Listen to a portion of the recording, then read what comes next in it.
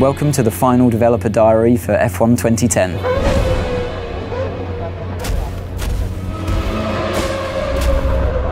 At the beginning of the game, you don't start off as a test driver, you start off as a driver that's managed to secure a seat in a team at the beginning of the year. You know, in the real world, before you go to a track, before you start the season, you're fully aware with your team what the expectations are. Depending on the kind of difficulty level that you've selected, that determines the teams that are open to you at the beginning of the game. You always, as a driver, want to be beating your teammate. That really elevates you in the team.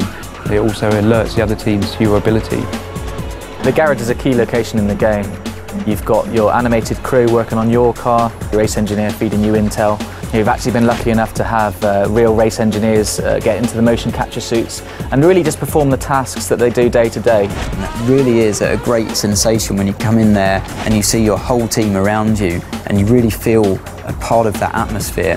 When you talk to teams and you talk to drivers, they don't actually do the level of car setup work you would normally see in a racing game. You're not going there with the wrong gear ratios, with the wrong aero for that circuit. It's up to the driver to just finally tweak the car to your style, not to make drastic changes. The expectations from the driver playing the game are the same as what they would be in real life, given your machinery. You know, at the end of the day, the teammate that you have is the only direct competition that you'll have through the whole season. There's a strange balance of having to work together, but also a desperate competition. Where it gets a little bit personal is when it comes to events like qualifying and the race, definitely, where you're just out there to beat him no matter what. Your agent, the media and the paddock itself are your feedback mechanism for how well you're doing in the game. The paddock themselves vary location to location. We've got a night paddock in Singapore, Melbourne's built in a park, and you're going to see the key buildings.